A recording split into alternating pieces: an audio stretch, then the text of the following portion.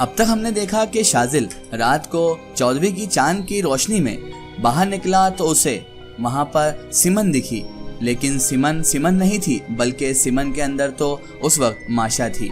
सिमन का पूरा चेहरे का नक्श वैसा ही था, लेकिन उसकी आवाज़ और उसकी वो गहरी आंखें उसे साफ तौर पर जाहिर कर रही थी कि ये सिमन हो ही नहीं सकती। जैसे ही शाजिल उसके पास जाता है तो शाजिल से वो बात करती है और बताती है कि मैं माशा हूँ। माशा की बात सुनकर पहले शाजिल को यकीन नहीं होता है, लेकिन उसके बाद जब शाजिल पूरी बातचीत सुनता है तो उसे यकीन हो जाता है कि इसके अंदर तो माशा ही आ चुकी है। माशा ने अपनी मजबूरियाँ बताई और शाजिल को सारा वाकया सुनाया कि किस तरह वो मजबूर है इसके अंदर आने के लिए, और उसने अपनी मोहब्बत का इजहार भी शाजिल से कर दिया। लेकिन शाजिल बेचारा क्या करता, वो तो कुछ करने जैसी सिचुएशन में ही नहीं था। एक तरफ उसके भाई थे जो उसकी जायदाद के पीछे पड़े हुए थे, एक तरफ उसके मामा मुमानी थे जो उसे किसी न किसी लड़की के चक्कर में, उनकी खुद की लड़की के चक्कर में फंसा कर उसकी जायदाद को हड़पना चाहते थे और उसे सोने का अंडा देने वाली मुर्गी कह रहे थे। अभी माशा से वो बात कर ही रहा था जो कि सिमन के अंदर मौजूद थी, तभी पीछे से उसके मामू मुमानी आ जाते हैं जो कि असली में सिमन के माँ बाप होते हैं, और तभी वो उसे तलकीन करने लगते हैं और मामू अच्छा बनने का ढोंग करते हैं और सिमन वहां से चले जाती है। और मामू मुमानी उसके बाद अपनी बातें लिपड़ी चुपड़ी बातें करके उसे समझाने की कोशिश करते हैं। और अब आगे मामू मुमानी मुझे समझाकर वहां से चले गए। मामू कितना भला बनने की कोशिश कर रहे थे, जबकि मैं उनकी सारी करतूतें उनकी जुबान से ही उनके कमरे के बाहर से सुन चुका था। इस दुनिया में कोई भी बेगरज बेलालच कुछ नहीं करता, सबको कोई ना कोई गरज या कोई ना कोई लालच तो जरूर होता है इंसान से। यहाँ तो सब अपने अपने खेल में ही मसरूफ रहते हैं, कोई कुछ चाहता है तो कोई कुछ चाहता है। माशा सिमन के अंदर थी, इस वजह से मामू अब गलतफहमी का शिकार हो गए हैं और उन्हें लग रहा है कि मैं उनकी बेटी को बहुत पसंद करता हूँ, और वो चाहते भी यही थे कि मैं उनकी किसी बेटी के चक्कर में पड़ जाऊं, और अब वो अपने मकसद के हुसूल में थे। लेकिन मैं तो इस खुदगर्ज दुनिया पर लानत ही भेजता हूँ। मुझे इस खुदगर्ज दुनिया से बहुत नफरत हो चुकी है। हर शख्स यहाँ पर अपनी गरज का ही गुलाम है, कोई यहाँ पर किसी के लिए कुछ भी नहीं करता है।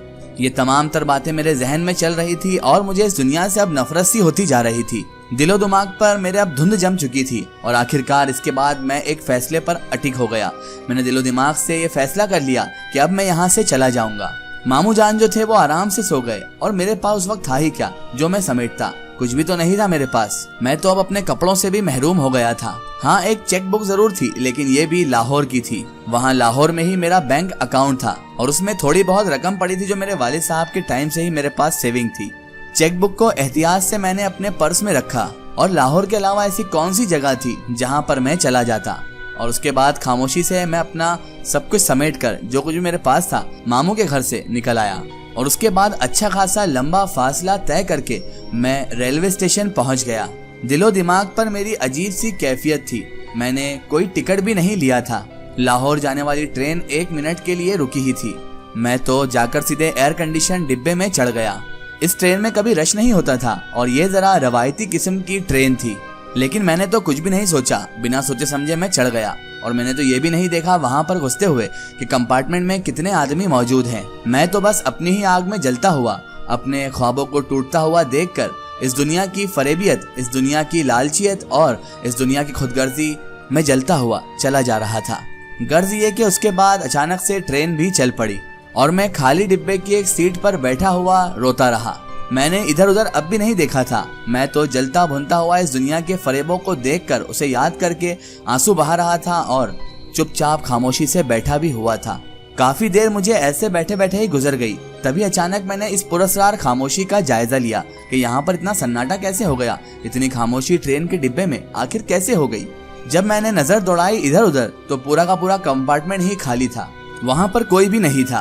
मैंने भी सोचा कि एयर कंडीशन डब्बा है और इस इलाके में सफर करने वाले अधिकतर लोग तो गरीब ही होते हैं, इकोनॉमी क्लास तो भरी हुई होगी। इतनी रकम उस वक्त मेरी जेब में मेरे पास थी कि अगर टिकट कलेक्टर यानी टीसी अगर आ भी जाए तो मैं लाहौर तक का टिकट बनवा सकता था उससे। जिंदगी मैंने अब तक कम से कम माली तौर पर तो बड़ी ऐश में ही गुजारी थी। वालिद साहब ने मुझे किसी भी चीज से महरूम नहीं रखा था और खास शुक्रगुजार था मैं परवरदिगार का, जिसने मुझे ऐसे वालिद दिए और जिसने मेरे वालिद को इतनी वुसअत दी कि वो मुझे ऐशो इशरत से ही पाल पोस रहे थे। इसीलिए मुझे इस बात की परवाह तो उस वक्त भी नहीं थी कि एसी वाले डब्बे का टिकट कितने का आएगा और मैं उसे खरीद पाऊंगा या नहीं, और कहीं मुझे जुर्माने तौर पर यहाँ से निकाल न दिया जाए। मैं ऐसे ही बैठा बैठा यूं ही पता नहीं क्या क्या सोचता रहा। लेकिन कितनी हैरानकुन बात थी, क्योंकि मेरे जहन में अब मुआशा आ गई थी।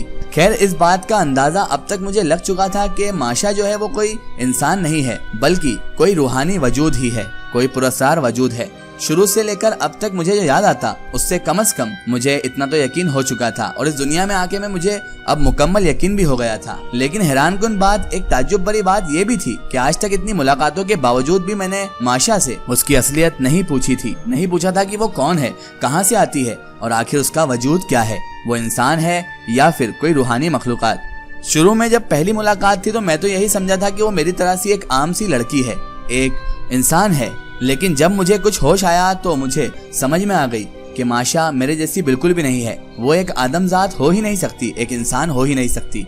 अलबत्ता ये बात अलग थी कि आज तक मैं इसके बारे में उससे पूछ नहीं सका था कि माशा तुम कौन हो, और ये मैंने जानबूझकर नहीं किया था, बल्कि होता यूं था कि वो आती थी तो मेरी सब समझ बूझ सब भूल जाता था और उसके ही ख्यालों में खो जाता, उसकी बातों में ही खो जाया करता था। जब भी वो जिस शक्ल में भी मेरे सामने आती मैं उससे पूछना ही भूल जाता था, कोई बात अगर मेरे जहन में होती थी भी तो। वैसे वो बेचारी भी मुझे अपने बारे में कुछ बता चुकी थी और इससे मुझे अच्छी तरह से इल्म हो गया था कि मेरी वजह से वो परेशानी में है, ज़ेरे इताअत है, निगरानियों में रह रही है, सिर्फ और सिर्फ मेरी वजह से। यहाँ तक कि उससे उसका जिस्म भी छीन लिया गया था। नींद का कोई गलबा, कोई शायबा मेरी आंखों में तक नहीं था। नींद कोसों दूर हो चुकी थी मेरी आंखों से, क्योंकि मेरे दिल में बेचैनी थी माशा को लेकर और मेरे मामू को लेकर और मेरे भाइयों को लेकर। इस दुनिया में कोई भी बिना गरज के, बिना लालच के कुछ नहीं करता। माशा की याद मुझे सता रही थी। अभी मैं इन सोचों में गर्क था कि अचानक मुझे खांसी की आवाज आई। मैं ताज्जुब भरे अंदाज में सोचने लगा, अब तक तो मैंने इस कंपार्टमेंट में किसी को देखा नहीं था, सन्नाटा यहाँ पर छाया हुआ था, लेकिन ये खांसी की आवाज मैंने होशो हवास के आलम में सुनी थी, तो ये कहाँ से आई। फिर अचानक मेरे सामने मुझे दो पैर लटकते हुए नजर आए और मेरे दिल में अचानक से खौफ जाग पड़ा, क्योंकि मैं इतनी ज्यादा सोचों में गुम था कि मुझे होश ही ना रहा कि मेरे सामने कोई बैठा हुआ है। हिलते हुए पांव और नीचे उतरे और उसके बाद ऊपर से कोई कूदते हुए नीचे आया। एक उम्र रसीदा यानी बहुत उम्र का आदमी था। सफेद दाढ़ी थी और शानों पर एक कीमती चादर ओढ़े हुए था। सर पे उसके टोपी लगी हुई थी। चेहरा भी अजीबोगरीब सिफातों का था। आंखें बेहद जानदार थी। वो आकर मेरे सामने वाली सीट पर बैठ गए और मैं उन्हें देखता ही रहा। वो बर्थ से नीचे उतरे थे। मैंने बर्थों पर तो गौर नहीं किया था। मुमकिन है कि इसके अलावा भी और कोई बर्थ पर सो रहा होगा। अचानक एक गूंजदार आवाज गूंज पड़ी। इस वक्त मेरे और तुम्हारे अलावा इस डब्बे में कोई और मौजूद नहीं है। मैं तुमसे ही मुखातिब होना चाहता हूँ। मैंने इस अनोखे शख्स की तरफ देखा तो वो बोला, मेरा नाम गुलाम सन्नान है, लेकिन मैं किसी और का गुलाम नहीं हूँ। मैं सिर्फ अपने आका नाजिम अरसलान का गुलाम हूँ। और ए नौजवान लड़के, नाजिम अरसलान का नाम तुम्हारे लिए अजनबी नहीं होगा। तुम्हें जिंदगी की ऐसे अजाब से गुजरना पड़ता कि तुम सिर्फ और सिर्फ अपनी बाप की पनाह लेने के लिए मजबूर हो जाते। तुम्हारे बदन में कीड़े डाल दिए जाते। तुम्हें ज़ौफ में मुब्तला कर दिया जाता। तुम्हारी आंखें बेरूह कर दी जाती। तुम्हारे हाथ जो है वो तराश दिए जाते। तुम्हारी उंगलियां काट दी जाती और तुम्हें देखने वाले ए नौजवान शख्स तुमसे घिंद भी खाते। ऐसा ही होता तुम्हारे साथ, लेकिन ऐसा हुआ नहीं। इसीलिए वो भी कि हमारा आका नाजिम अरसलान एक इंसाफ करने वाला शख्सियत का मालिक है। वो ये बात जरूर कहता है कि तुम अगर चाहो तो उसकी मुश्किल का हल बन सकते हो। मुझसे पूछो उसकी मुश्किल क्या है। मैं तो अब तक उस अजनबी शख्स को फटी फटी निगाहों से ही देख रहा था। अभी तक उसे देख ही रहा था और मैं संभला उसकी बात पर और मैंने कहा, आप कौन हैं? तो वो कहने लगा, वो बूढ़ा आदमी मुझसे कहने लगा, जितना बता चुका हूँ उसको तुम काफी समझे और जो तुम समझ चुके हो वही सच है।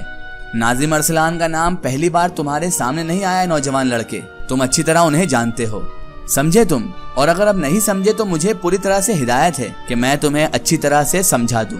बात आकाजादी माशा की है, समझे तुम?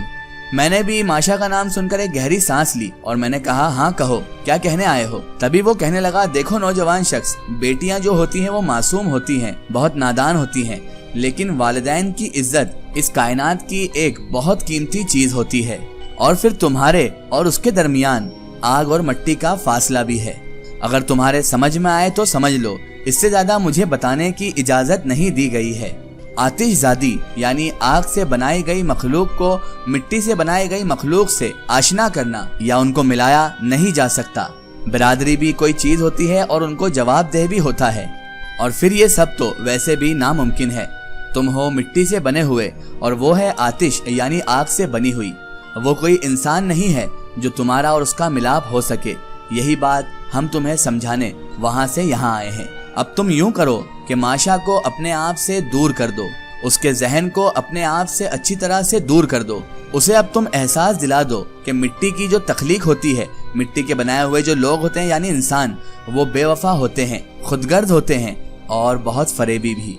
यानी कि साफ लफ्जों में तुम इंसान बेवफा हो और वो तुमसे वफा की उम्मीद ना रखे। इंसानों से वफा की उम्मीद नहीं रखी जाती। तुम्हें बस यही करना है ए नौजवान लड़के। और अगर तुम ऐसा ना करोगे तो फिर जो होगा वो तुम्हारी अपनी ख्वाहिश पर होगा, उसके खुद तुम जिम्मेदार होगे। जो नुकसान होगा वो तुम्हारा होगा। यही इत्तिला मैं तुम्हें देने आया हूँ और तुम्हें समझा रहा हूँ। इसके बाद अब कोई समझाइश नहीं होगी बल्कि फौरी गुस्सा शुरू हो जाएगा और नाजिम अरसलान के गुस्से को ए नौजवान शख्स तुम बर्दाश्त भी नहीं कर सकोगे। वो इंसाफ करने वाला है लेकिन एक बेटी का बाप भी है। बस इससे ज्यादा मैं कुछ नहीं कहना चाहता। तुम अपनी जिम्मेदारी खुद समझते हो और समझदार को इशारा काफी है। इतना कहकर वो आदमी अपनी जगह से उठ खड़ा हुआ। मैं ये समझ नहीं पाया कि वो क्या कहना चाहता है और मुझे क्या समझाना चाहता है। शीशों से रात भाग रही थी लेकिन वो दरवाजे के करीब पहुंचा। मेरे तो समझ नहीं आ रहा था कि चलती ट्रेन में वो कहाँ जा रहा था। मैं भी बेख्तियार दरवाजा खोलकर बाहर की तरफ लपका, जहाँ पर एक छोटी सी जगह पर वो मौजूद था, जहाँ ट्रेन से बाहर जाने के दोनों तरफ रास्ते होते हैं, दरवाजे होते हैं। लेकिन उसने जो कुछ भी किया मैं सोच भी नहीं सकता था कि ऐसा कुछ मुझे देखने में आएगा। अचानक उसने नीचे वाला दरवाजा खोला और रेल का भयानक शोर अचानक मेरे कानों में टकराया। लेकिन इसके साथ ही रेल के इतने भयानक शोर में, इतनी भयानक रफ्तार में वो दरवाजे से बाहर कूद गया और मेरे हलक से ये सब देखकर एक चीख निकल गई। अब क्या होगा? क्या नाजिम अरसलान शाजिल को अपने गुस्से का शिकार बना लेगा?